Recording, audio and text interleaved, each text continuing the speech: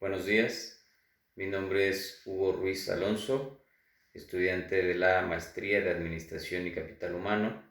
Mi matrícula es la AL01-2617 y la materia que estoy cursando en este momento es de negocios internacionales. Vamos directo al punto. Tengo unas preguntas que debo responder, que he podido analizar. Una de ellas es que se explique qué es el riesgo país. Esto es bien interesante porque hasta hace poco que pude y tuve la oportunidad de involucrarme con más detalle en estos sentidos, me doy cuenta de todo el impacto que definitivamente el gobierno está teniendo en este rubro. Pero bueno, el riesgo país, lo que estoy entendiendo es que es evidentemente un indicador financiero que mide la posibilidad de incumplir pago, en este caso de una nación emergente, ¿no? Y una nación emergente, entiéndase que es una nación que está en vías de desarrollo.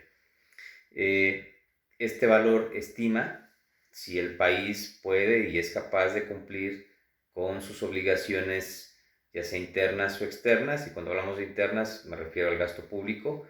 En el caso de externas, pues son los créditos internacionales, letras del tesoro, bonos, etc. Es claro que cuando una nación tiene un riesgo país elevado, los inversionistas locales y extranjeros pues pierden la confianza, ¿sí? Es decir, dejan de invertir. Claro que esto tiene un impacto en la economía del país deudor, en este caso, pues si lo ponemos como ejemplo, México es el candidato y el principal ofensor en este concepto. Entonces, esto limita la capacidad de generar ingresos. La posibilidad de que un país, o bueno, de un impago de un país, se mide con algo que se llama la prima de riesgo. Y bueno, esto es algo muy simple, ¿no? La prima de riesgo es la diferencia entre la tasa de interés de la deuda de un país con mayor probabilidad de incumplimiento y la de un país estable, ¿sí? Entonces, las tasas de intereses siempre van a ser más elevadas en países con un mayor riesgo. O sea, eso es un hecho, ¿no? En este caso se pueden tomar referencias que ayuden al cálculo de estas primas de riesgo y una de ellas, o bueno, en este caso se toman referencias como países de Europa o Estados Unidos, ¿no? Que estas pues tienen economías mucho más sólidas.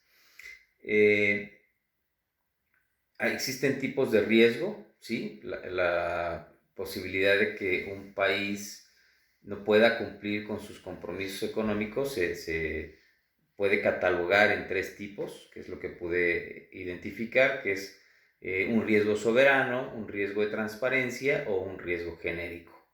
Vamos a entrar en detalle porque pues no tenemos todo el tiempo, pero bueno, hay factores que influyen en el riesgo de un país, que son parte de las preguntas que están aquí en el documento.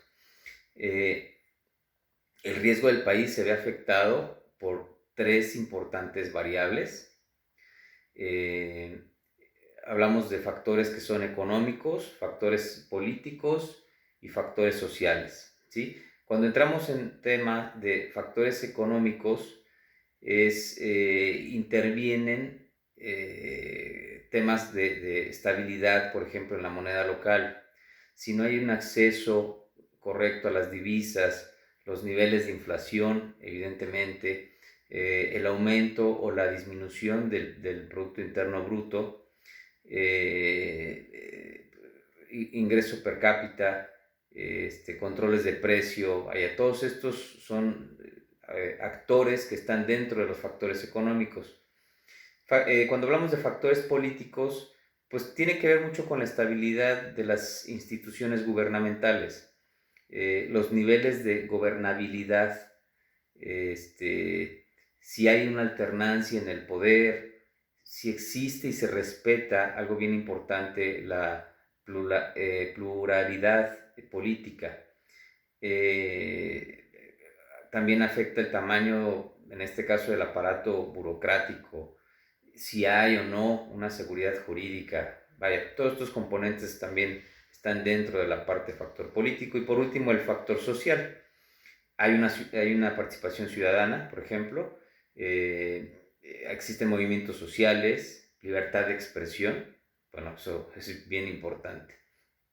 Ahora, los países que más se ven en este concepto como riesgo país en Latinoamérica, pude echar un vistazo. Y, por ejemplo, en el 2018, 2019 y 2020, un país que ocupó el segundo lugar en el ranking de países en Latinoamérica, con una incapacidad para pagar su deuda, esa deuda que contrajo en el Fondo Monetario Internacional, fue Argentina. El primer lugar de fue ocupado por Venezuela. Entonces, por eso siempre la analogía es a dónde queremos llegar como país. Y México está dispuesto a caminar el mismo camino que lleva Venezuela, donde está en el top número 1 de los países riesgo en Latinoamérica, pues vamos en el camino correcto, efectivamente, ¿no? ¿Qué posición ocupa México? Porque bueno, está en el ranking, está Venezuela, está Argentina, está Ecuador, abajo, en el cuarto lugar está México. Entonces, camino para llegar tenemos. Bueno, ¿por qué aumenta el riesgo en el país?